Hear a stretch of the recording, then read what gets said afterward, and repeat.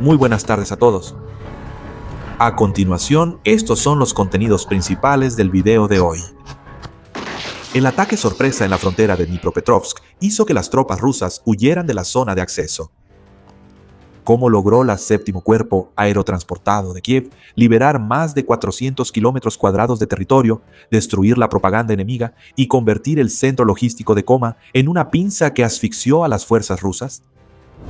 La guerra cognitiva y el espectáculo de Chasiv-El, la verdad detrás de los videos, las banderas de victoria sospechosas de haber sido creadas con IA y el panorama sombrío de una zona gris urbana donde drones suicidas cazan frenéticamente a las tropas infiltradas. El demonio Subicón y el monstruo mortal llamado FPV por cable de fibra óptica.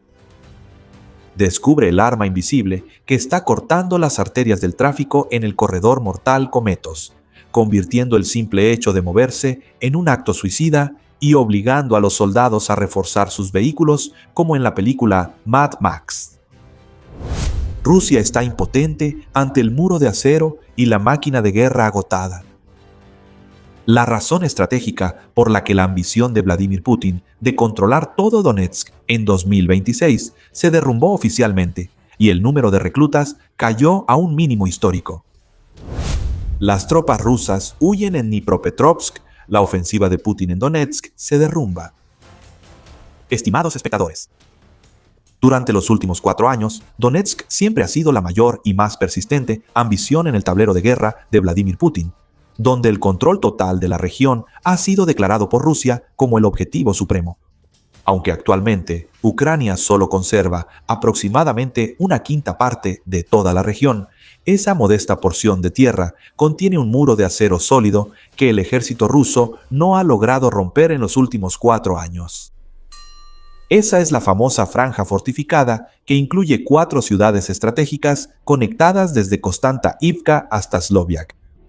Para romper este escudo, Moscú ha apostado todas sus cartas en el frente militar al concentrar hasta 11.000 soldados solo en la línea de Konstanta-Ivka-Rujivka. Sin embargo, a pesar de esa presión asfixiante, la ciudad sigue firme en manos de las fuerzas ucranianas. Lo más notable es que las noticias que llegan constantemente desde el otro lado del frente hacen que Moscú esté aún más inquieto. Justo en la frontera entre las provincias de Dnipropetrovsk y Donetsk, la situación ha cambiado completamente, ya que ahora Ucrania es la que tiene la iniciativa en el avance. El séptimo cuerpo aerotransportado de Kiev avanza con determinación paso a paso hacia Koma, conocida como la puerta occidental de Donetsk. Bajo esta presión ofensiva, las unidades rusas se ven obligadas a huir y retirarse, una realidad amarga que incluso los propios mapas de situación militar de los canales militares rusos han reconocido públicamente.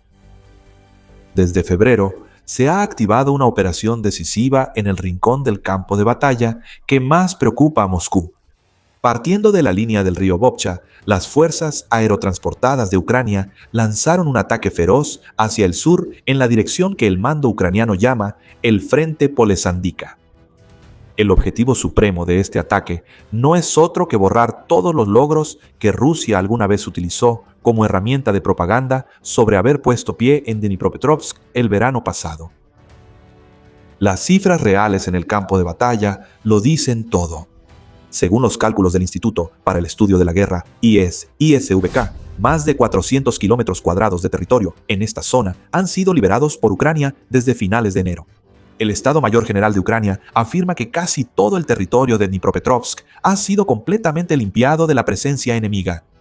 El panorama general también se ha ilustrado claramente a través de análisis de imágenes satelitales y ataques aéreos realizados por el experto francés de fuentes abiertas Kermit Mullen.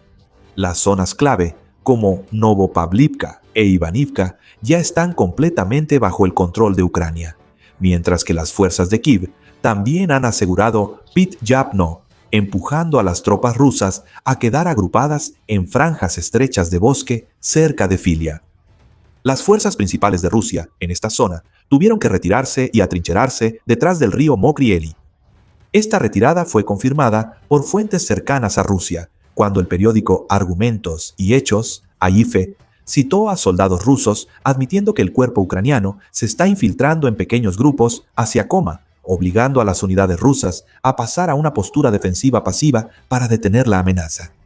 La agencia de noticias independiente rusa Medusa también señaló que Ucrania ha penetrado hasta 10 kilómetros en la línea defensiva rusa, capturando Pidapno y Novokhat.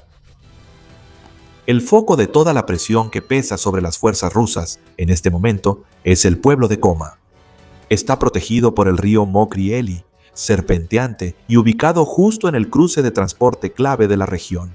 Este asentamiento es la clave logística, vital para todo el valle, y determina quién controlará las rutas de suministro a lo largo del río. Aunque la evaluación de Mulin muestra que Rusia todavía mantiene el control temporal de Koma gracias al obstáculo natural del río, que ralentiza el avance de Ucrania. Y aunque algunos mapas muestran que Ucrania ya cruzó el río avanzando hacia Saka, mientras que fuentes clave aún no lo confirman, el panorama general no ha cambiado en absoluto. Durante muchos meses, la zona gris no ha dejado de expandirse hacia Koma y el impulso en la lucha por el control de las rutas logísticas pertenece completamente a Ucrania.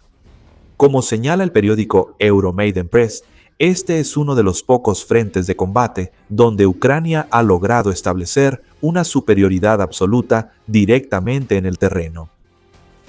Si la guerra llega oficialmente a las puertas de Koma en el futuro cercano, la ventaja estratégica estará completamente del lado de Ucrania gracias a que mantiene tanto la iniciativa como la superioridad en las rutas de suministro.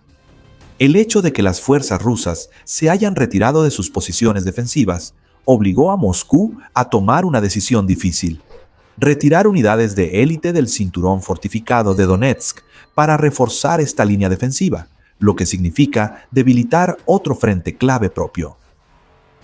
Aunque el río Mokry Eli actúa como un foso militar natural que protege a los defensores en Koma, esto hace que la situación sea difícil que colapse de inmediato. Como en un escenario de cerrar la pinza, el asedio y el desgaste de los recursos de Rusia es algo difícil de evitar.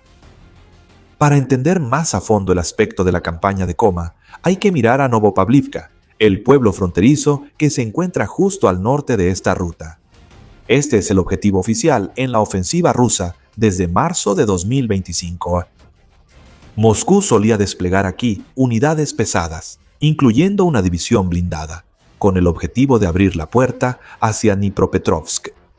Sin embargo, aunque los comandantes rusos jugaron su última carta a finales de junio y julio con pequeños grupos de infiltración, atrincherándose en sótanos y escombros, las fuerzas ucranianas respondieron usando la misma táctica, enviando comandos para limpiar y liberar casa por casa. Para el 4 de julio, el análisis de Molin confirmó que Novopavlivka había regresado completamente a manos de Ucrania, cerrando así las ambiciones del enemigo de cruzar la frontera. La ofensiva rusa en la dirección de Dnipropetrovsk y Novopavlivka en realidad ya había alcanzado su límite táctico, donde los ataques locales seguían ocurriendo, pero eran completamente incapaces de expandir el territorio ocupado. Esta es una lección típica sobre la profunda diferencia entre la dura realidad en el campo de batalla y las áreas rojas pintadas en los mapas de propaganda. Los medios de comunicación prorrusos, como Yaiba, deliberadamente retratan la franja de tierra que se extiende desde la frontera de Dnipropetrovsk hasta Novopavlivka, como si ya estuviera completamente bajo el control del ejército ruso. Sin embargo, en realidad, la mayor parte de esa zona son terrenos abiertos. Tierra de nadie, donde cualquier intento de moverse sin cobertura o fortificaciones equivale a una tragedia mortal. El ISW ha expuesto esta exageración de logros como un intento del Ministerio de Defensa ruso de crear un efecto de desinformación utilizando imágenes sospechosas. Cuando no pueden mantenerse firmes en el campo de batalla real, Moscú solo puede intentar mantener su posición en los mapas. Desplazando la perspectiva hacia el sur, desde la línea del río Bocha hasta Ulyanovsk, en la provincia de Zaporilla, entramos en una de las piezas más intensas y complejas de todo el campo de batalla. Aquí, el flanco de la agrupación militar Vostok de las fuerzas rusas ha estado presionando persistentemente durante meses hacia el oeste de Ulyanovsk, apuntando directamente al objetivo estratégico de Ulyanovsk para amenazar la capital de Zaporilla. Mediante la táctica de evitar las fortificaciones frontales para rodear por los flancos, las fuerzas rusas han estado infiltrándose continuamente en los grupos de aldeas cercanas, como Chervon, y acercándose a las afueras de la ciudad, obligando a los observadores a llamar a esta zona la zona gris. Sin embargo, la naturaleza de este frente radica en el contraataque certero de parte de Ucrania. Bajo la dirección directa del general Oleksandr Tsiokay, el ejército ucraniano ha recuperado más de 100 kilómetros cuadrados de territorio al norte de Guliabun, ha hecho retroceder al enemigo en Beerbo y ha lanzado ataques intensos contra Berezov desde el este. La presión de los contraataques en las líneas de Prilyuki y Barika, Oleksandrivka, ha puesto al mando ruso en una situación peligrosa. Se vieron obligados a retirar parte de las fuerzas de reserva estratégicas originalmente destinadas a la fortaleza de Donetsk para sofocar la situación aquí. El propio analista militar ruso Yuri Poduryaka también admitió con amargura que Ucrania ha logrado avanzar en sentido contrario.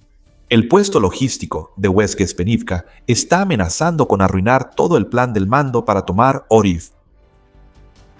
La guerra cognitiva y el espectáculo en Chasiv-Yar. Sin embargo, la tragedia de la mentira volvió a aparecer una vez más en la ciudad estratégica de Chasiv-Yar. La gente fue testigo de cómo el jefe del Estado Mayor, Valery Gerasimov, informaba al presidente Vladimir Putin sobre la liberación total de la ciudad, lo que provocó la difusión de una serie de videos de izado de banderas celebrando la victoria. Pero detrás de ese resplandor en el escenario, los datos del canal de análisis Dieptet y las declaraciones de los mandos ucranianos afirman que el ejército ucraniano sigue resistiendo firmemente en sus posiciones defensivas. ESB y SVK concluyó de inmediato que esto no era más que una operación de guerra cognitiva fabricada para influir en los medios occidentales. Incluso hubo intervención y edición por parte de la tecnología de inteligencia artificial. La dura realidad en Chasiv-Yar es una ciudad devastada dominada por las sombras de enjambres de drones de reconocimiento y suicidas. Rusia mantiene la presión con una frecuencia de hasta 20 ataques diarios para empujar pequeños grupos de soldados hacia adentro, mientras que el 19 Cuerpo de Ucrania despliega constantemente operaciones de caza con drones para eliminar estos grupos de infiltrados. Aún así, la situación del conflicto se está volviendo sombría para las fuerzas defensoras. Los informes de Al Jazeera y de las autoridades de defensa británicas indican que la infiltración de las fuerzas rusas se ha extendido a la mayor parte del centro de la ciudad, convirtiendo este lugar en un cerco cada vez más apretado.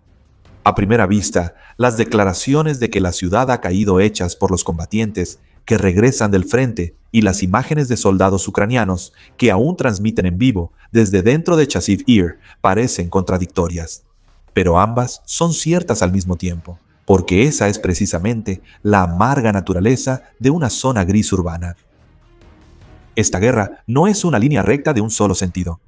Incluso frente al riesgo de quedar aisladas, las fuerzas ucranianas siguen lanzando contraataques sorprendentes hacia Kostiantayivka, obligando a los blogueros militares prorrusos a admitir que los combates intensos continúan en zonas del norte como Tichonovka y Utinskaya.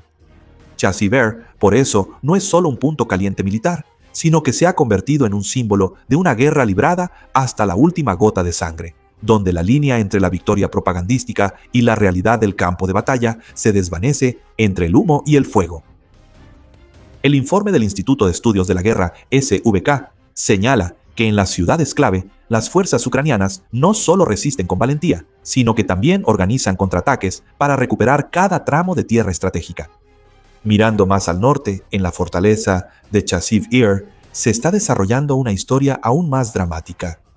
Después de un asedio brutal que duró más de 2 años y que parecía haber agotado a ambos bandos, el ejército ucraniano lanzó inesperadamente una contraofensiva en marzo, reavivando intensamente los combates y convirtiendo este lugar en una picadora de carne de la que el ejército ruso, hasta ahora, no ha podido eliminar a las fuerzas defensoras. Aunque el centro de análisis Dieptet había afirmado que la caída de esta ciudad en manos del enemigo era solo cuestión de tiempo, la verdadera esencia del problema radica en otro lugar.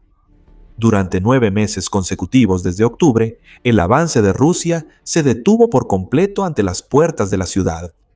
El plazo para conquistar la ciudad, establecido para mayo, colapsó oficialmente, obligando a Rusia a fabricar victorias ficticias en la televisión al no poder lograr resultados reales en el campo de batalla.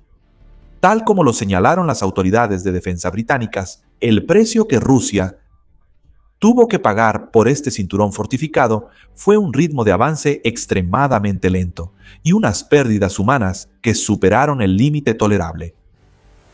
La cruda verdad de las cifras ha confirmado una realidad estratégica. El objetivo de destruir completamente el cinturón fortificado de Donetsk este año es prácticamente imposible para Moscú. Incluso si el núcleo de la línea IPK llegara oficialmente a caer en manos del enemigo, fortalezas mucho más sólidas como Karmetov y Sloviansk ciertamente no colapsarán en 2020. El ritmo de avance de Rusia en Donetsk ha disminuido gravemente, quedando en promedio entre 2 y 3 kilómetros cuadrados por día, e incluso en los últimos meses, esta cifra ha bajado aún más. Cuando una ciudad relativamente pequeña, como el núcleo de la línea IPK, ha consumido hasta 9 meses de combates sin que se haya decidido el resultado, esperar tomar al mismo tiempo 2 ciudades mucho mayores y el pueblo de Yuajevka en medio, todo en un solo año, es una ilusión irreal desde el punto de vista militar. El análisis del canal de televisión Celo CNMN también está de acuerdo con esta opinión, afirmando que incluso en el escenario más optimista de Moscú, ese objetivo necesitaría al menos un año más.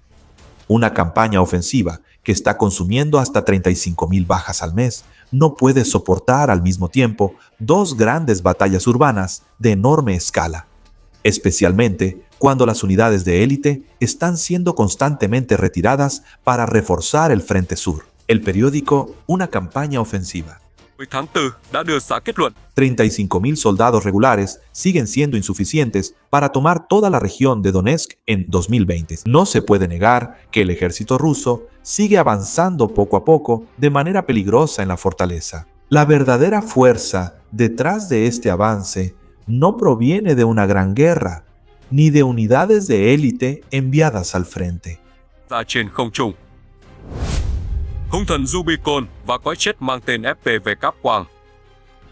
Una campaña de avance urbano, donde las fuerzas de élite no atacan directamente las líneas de trincheras, sino que buscan y cazan objetivos que están detrás, cambiando completamente la mentalidad de la guerra en el frente, ya que no se concentran en atacar directamente, sino en operar detrás de las líneas enemigas. Las estadísticas de los propios blogueros militares rusos muestran que más de la mitad de los objetivos destruidos por Zubikon son precisamente vehículos y centros de control de drones de Ucrania. Según el sitio Kyiv Independent, Zubikon es el principal responsable de llevar el sistema logístico de Ucrania en la línea de Kostiantynivka a un escenario de estancamiento desastroso. Un solo soldado puede sostener grandes ciudades, vaciándolas desde dentro.